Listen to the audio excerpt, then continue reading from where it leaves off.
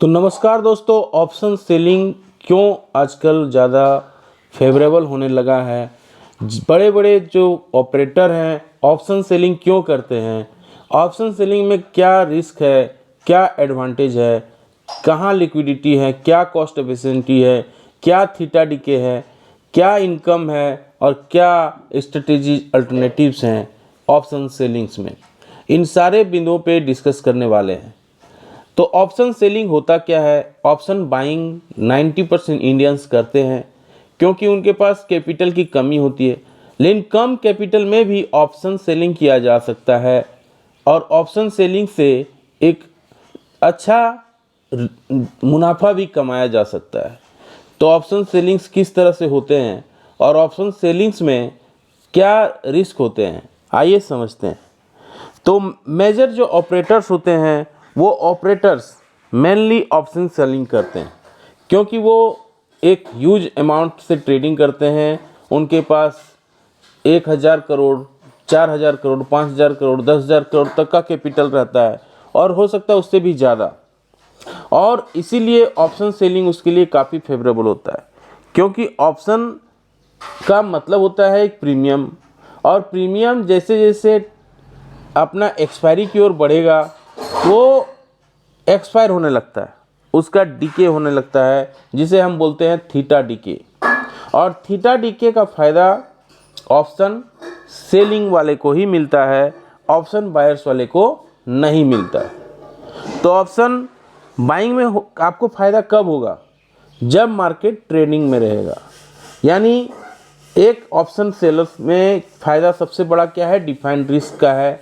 Defined risk होता क्या है कि एक आप पहले से तय कर लेंगे इतना मेरा रिस्क हो सकता है, इतना मेरा लॉस हो सकता है, और लिमिटेड अनलिमिटेड प्रॉफिट हो सकता है। तो वहाँ पे रिस्क को कम करने के भी तरीके हैं। आप ऑप्शन को सेल भी कर लिए, ऑप्शन को बाय कर लिए, तो ऑप्शन किसी भी तरीके से मार्केट बढ़ा या गिरा तो आपका फ़ायदा वहाँ दिखने लगेगा। तो ये हुआ डिफाइंड रिस्क, वहाँ पे आपको देखने को मिलेगा। दूसरा क्या है, लिक्विडिटी। लिक्विडिटी यहाँ पे आपका 100% है क्योंकि बहुत सारे ऑप्शंस ऐसे होते हैं जो स्टॉक्स ऑप्शन ज़्यादा करके आप अगर बाय कर लिए, वहाँ पे बायर तो आप कर लिए, लेकिन आप जब सेलिंग करने जाएंगे तो आपको सेलिंग करने में दिक्कत आएगा, तो लिक्विडिटी का सामना करना पड़ सकता है, वहाँ लिक्विडिटी आपको नहीं मिलेगी। तीसरा कॉस्ट एफिशिएंसी होता है। कॉस्ट एफिशिएंट का मतलब क्या हुआ, आपका जैसे हम बताएं कि एक ऑप्शन बाइंग करने सेलिंग करने में हो सकता है बहुत सारे, आप अगर सिंगल सेलिंग करने जाएंगे तो 4 लाख 5 लाख रुपए लग जाएगा, लेकिन अगर आप उसे स्ट्रेटेजी के साथ सेल करेंगे, एक स्ट्रेडल बना के सेल करेंगे, यानी कॉल को भी बाय कर लिए और कॉल को सेल भी कर दिए, पुट को बाय कर लिए, कॉल को सेल कर दिए, इस तरह का अगर स्ट्रेडल बना के आप सेल करेंगे तो वहाँ 30,000 से भी आपका कॉस्ट एफिशिएंसी बन जाएगा, कॉस्ट कम लगेगा और अच्छा खासा वहाँ आपको रिटर्न देखने को मिलेगा। चौथा होता है थीटा डीके।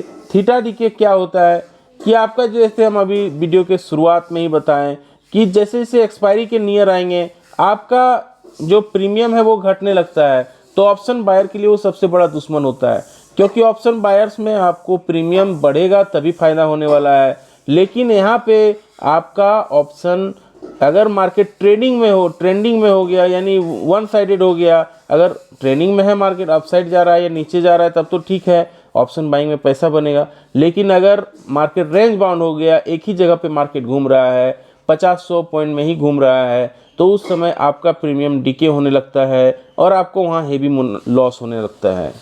तो ये फ़ायदा आपको केवल ऑप्शन सेलिंग में ही देखने को मिलता है।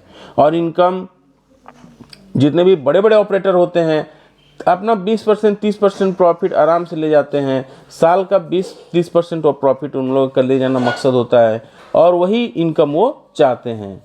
छठा होता है मोर स्ट्रेटेजी अल्टरनेटिव्स। यहाँ पे स्ट्रेटेजी बहुत सारे होते हैं, यानी ऑप्शन को बाय भी कर लिए, ऑप्शन को सेल भी कर लिए, कॉल को बाय कर लिए, कॉल को सेल कर दिए, पुट को बाय कर लिए, पुट को सेल कर दिए। इस तरह से अनलिमिटेड स्ट्रेटेजी है जो आपका यहाँ पे आप काम कर सकते हैं। फ्लेक्सिबिलिटी यही है कि आप अनलिमिटेड फ्लेक्सिबिलिटी के साथ ऑप्शन को बाय भी कर लिए, सेल भी कर लिए, और यही फ्लेक्सिबिलिटी आपको आपका रिस्क को कम करती है और आपको प्रॉफिट अच्छा दिलाती है और हाई रिटर्न पोटेंशियल होती है, क्योंकि डीके होना एक प्रीमियम का डीके होना 100% है, डीके हो जाएगा जब उसका एक्सपायरी होगा, और उसी का फ़ायदा ऑप्शन सेलर्स को मिलता है। तो मेजॉरिटी जो लोग होते हैं, मेजॉरिटी जो ऑपरेटर होते हैं, ये मेजॉरिटी ऑपरेटर मेनली क्या करते हैं, ऑप्शन सेलिंग करते हैं। ये ऑपरेटर कौन है, ये हम पहले कई बार वीडियो में बता चुके हैं। जैसे एफआई हुआ, फॉरेन इंस्टीट्यूशनल इन्वेस्टर, डीआई हुआ, डोमेस्टिक इंस्टीट्यूशनल इन्वेस्टर, ये बड़े बड़े जो एफआई और डीआई हैं ये मार्केट को रूल कर रहे हैं, और जो रिटेलर हैं वो छोटे प्लेयर हैं, और रिटेलर जो है वो 2-4 पैसा इधर उधर करते हैं, लेकिन जो बड़ा पैसा बना रहे हैं ये एफआई हैं और डीआई हैं। लेकिन रिटेलर केवल एक, आप सोचिए ये लोग बड़ा मछली है एफआई और डीआई, और रिटेलर छोटा मछली है। तो आपको ये जो एफआई डीआई है ये ज़्यादातर जो होते हैं ऑप्शन सेलर्स होते हैं। लेकिन जो आजकल सोशल मीडिया का क्रेज चला है, बहुत सारे लोग जो अपना सोशल मीडिया में चैनल चलाते हैं वो दिखाते हैं कि बहुत पैसा कमा लिए हैं, एक दिन में 7 लाख 8 लाख 10 लाख कमा लिए, और वो ऑप्शन बाइंग से कर लिए हैं। तो ये सारे जो चीज़ सोशल मीडिया से फेमस हो गया है ऑप्शन बाइंग, लेकिन अगर पैसा बनता है तो वो ऑप्शन सेलर से बनता है, ऑप्शन सेलिंग से ही बनती है। और प्रोबेबिलिटी जो होती है मार्केट में सबसे ज़्यादा पैसा कमाने का जो प्रोबेबिलिटी होती है वो ऑप्शन सेलर्स में ही सबसे ज़्यादा होता है, क्योंकि प्रीमियम का डीके होना मस्ट है, वो उसका नेचर है, और वो डीके होगा ही, और उसी का फ़ायदा आपको लेना है। अब देखिए 250 ट्रेडिंग डे होते हैं साल के, 250 ट्रेडिंग डे होते हैं एक साल में।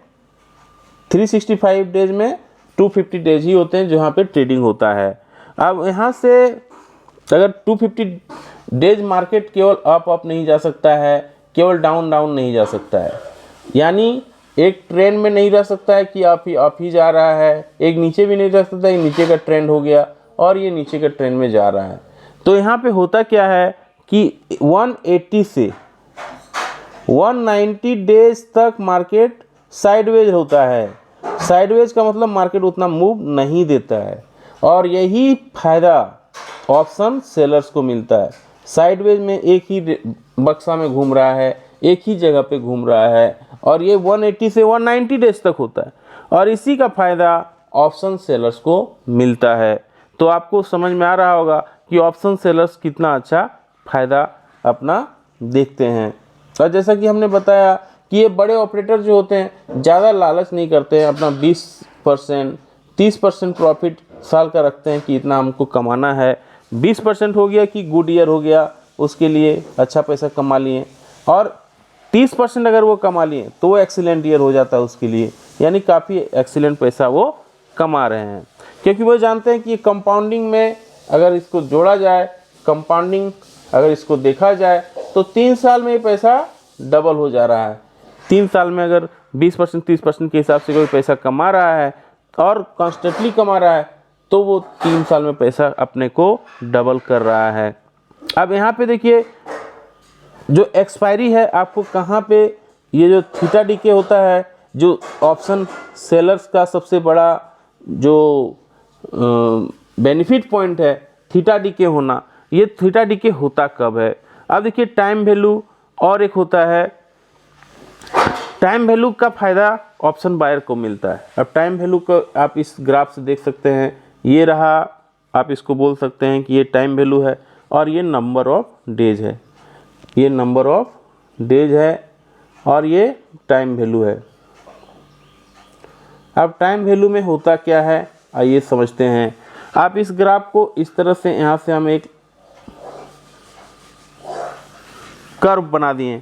अब ये टाइम वैल्यू में होता क्या है, 90 डेज का अगर प्रीमियम रहेगा, यानी 90 डेज पहले का आप ऑप्शन को बाइंग किए हैं, तो वहाँ पे क्या है कि प्रीमियम घटेगा, कुछ वहाँ पे घटना चालू हो जाएगा, फिर 60 डेज में और घटना चालू हो जाएगा, 30 डेज में और घटना चालू हो जाएगा, 10 डेज में और घटना चालू हो जाएगा, 2 डेज में वो 0 हो जाएगा। तो यही फ़ायदा ऑप्शन सेलर्स को मिलता है, यानी 90 डेज से अगर आप 90 डेज के बाद 60 डेज, 30 डेज, 10 डेज, 2 डेज का अगर आप ग्राफ देखें तो घट रहा है, डे बाय डे घट रहा है। और यही फ़ायदा ऑप्शन सेलर्स को मिलता है। यानी यहाँ पे ITM, ATM और OTM आपका, इसका भी वीडियो हमने पिछले बार बनाया। In the money, at the money, out of the money. जैसे जैसे ये इन द मनी रहता है वहाँ डीके थोड़ा कम होता है, जैसे जैसे एट द मनी होता है डीके और होने लगता है, और जैसे ही आउट ऑफ द मनी होने लगता है ये डीके बहुत हेवी तरीके से होता है, बहुत ज़्यादा तरीके से होता है, और ये एक दिन जीरो हो जाता है।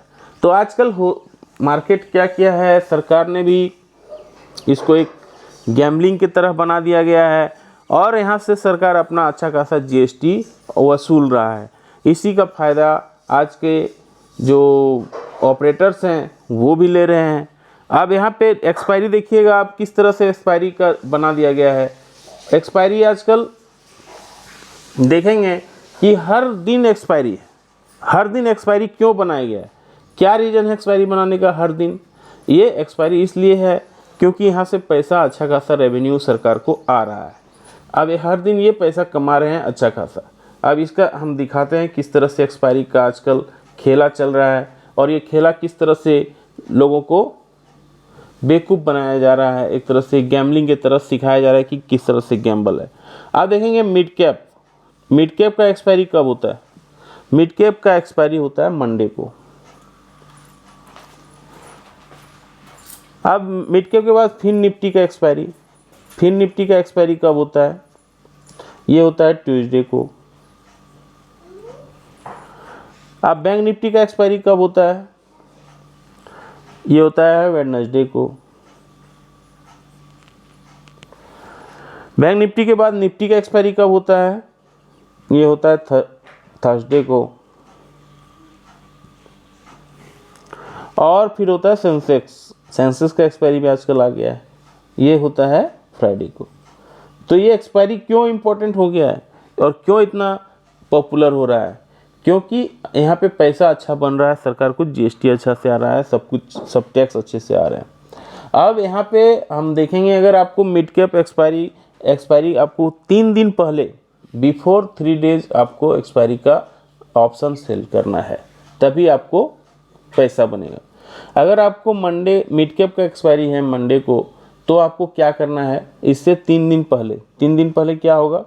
3 दिन पहले होगा इसका Wednesday, Thursday, Friday. Wednesday, Thursday, Friday को आपको इसको सेल करना है। अब वैसे ट्यूसडे का एक्सपायरी है फिर निफ्टी का, तो इसका 3 दिन पहले क्या होगा? Monday, Thursday, Friday. तो मंडे, थर्सडे, फ्राइडे को सेल करना है। अब वेडनेसडे को है बैंक निफ्टी का एक्सपायरी, तो इसके 3 दिन पहले आपको सेल करना है। 3 दिन पहले क्या होगा? Thursday, Friday, Monday, Thursday, Friday, Monday के आपको सेल करना है। अब यह है निफ्टी का एक्सपायरी थर्सडे, इससे 3 दिन पहले आपको सेल करना है। ये 3 दिन पहले क्या है? Monday, Tuesday, Wednesday. फ्राइडे को है सेंसेक्स का एक्सपायरी, तो इसके 3 दिन पहले आपको सेल करना है।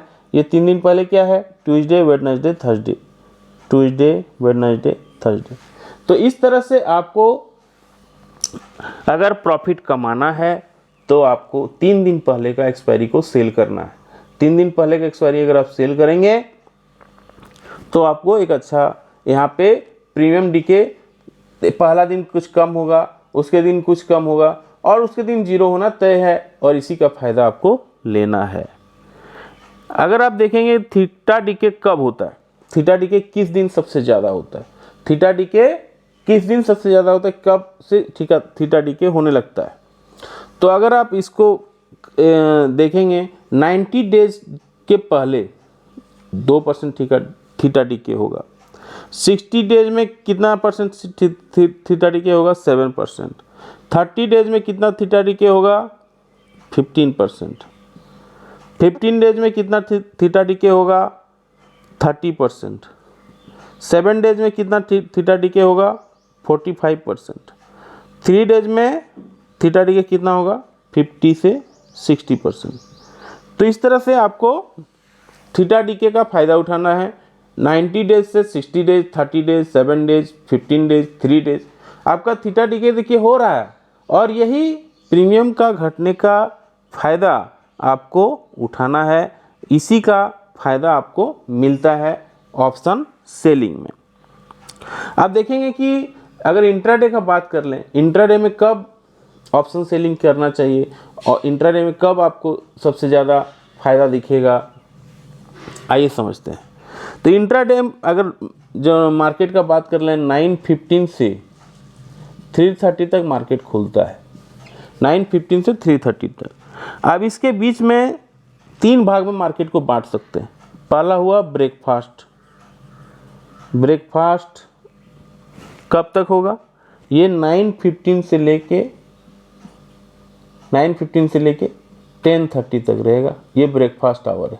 इस समय बहुत ज़्यादा वॉलेटिलिटी होती है क्योंकि लोग फर्स्ट टाइम आते हैं, बहुत सारे लोग वर्किंग होते हैं, बहुत सारे लोग काम ज़्यादा ट्रेड करना पसंद नहीं करते हैं, तो फर्स्ट ट्रेड लेके अपना शांत हो जाते हैं, ब्रेकफास्ट आवर में ही शांत हो जाते हैं।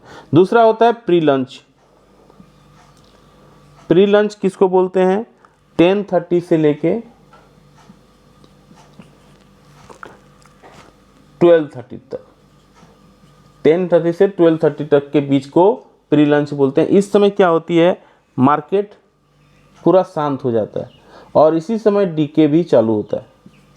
तो अगर आपको इंट्राडे में सेल करना है तो ये टाइम परफेक्ट होगा, 10:30 से लेके 12:30 तक। और तीसरा जो टाइमिंग होता है पोस्ट लंच। पोस्ट लंच में कब होता है? 12:30 से लेके 3:30 तक, ये पोस्ट लंच हो गया। तो यहाँ पे क्या होता है, काफ़ी ज़्यादा जो बायर रहते हैं, इंस्टीट्यूशनल बायर रहते हैं, एफआई डीआई काफ़ी एक्टिव रहते हैं। इस समय अपना माल को वो ज़्यादा बाय सेल करते हैं और इस समय भी वॉलेटिलिटी देखने को मिलती है, लेकिन आपका सबसे परफेक्ट टाइमिंग ये 10:30 से 12:30 तक रहता है। उसी बीच में आपको अपना प्रॉफिट बुक करके डीके का फ़ायदा उठा के निकल जाना है इंट्राडे पे। तो ये सारे पॉइंट्स जो है ऑप्शन बाय सेलिंग के लिए हैं। कैसा लगा जानकारी? लाइक से सब्सक्राइब पॉइंट करके ज़रूर बताएं। मिलते हैं किसी और एक वीडियो पे, तब तक के लिए जय हिंद, वंदे मातरम।